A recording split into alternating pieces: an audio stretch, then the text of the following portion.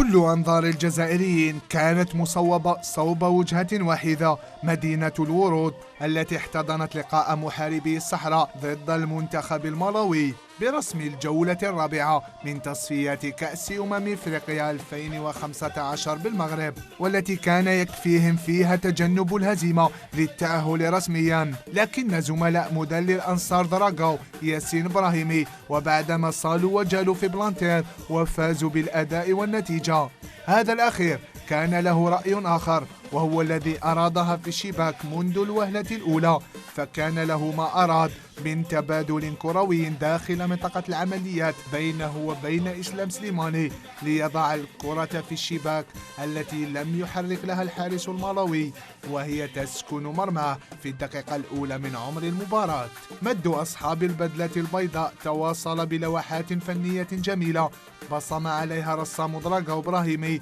وطبقها مدلل جماهير المستايا سفيان فيغولي، الذي أثبت علو كعبه من خلال تمريرة لرياض محرز الذي أراد أن يبصم على أول هدف له في ليلة التأهل الرسمي للكان، فراوغ وسدد في الدقيقة 44 محرزا ثاني هدف للخضر وباعثا الطمأنينة في نفسية الأنصار قبل فترة الاستراحة.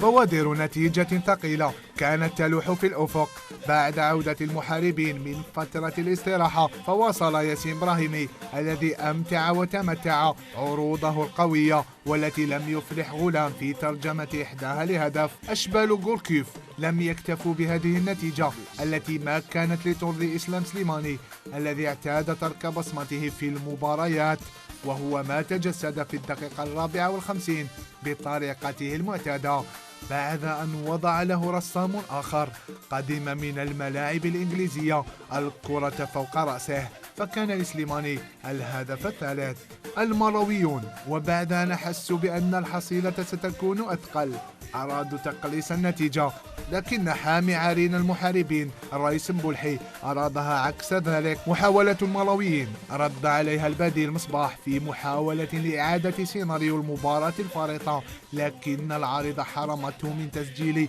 ثاني هدف له بقميص المنتخب، لتنتهي اللوحة الجميلة التي رسمها محاربو الصحراء بثلاثية أهلتهم رسميا للكان المقبل، وبصمت على مواصلة تربعهم للقارة السمراء إلى إشعار آخر في انتظار إعادة سيناريو 90 900 و1000 والتتويج بالسيدة الإفريقية.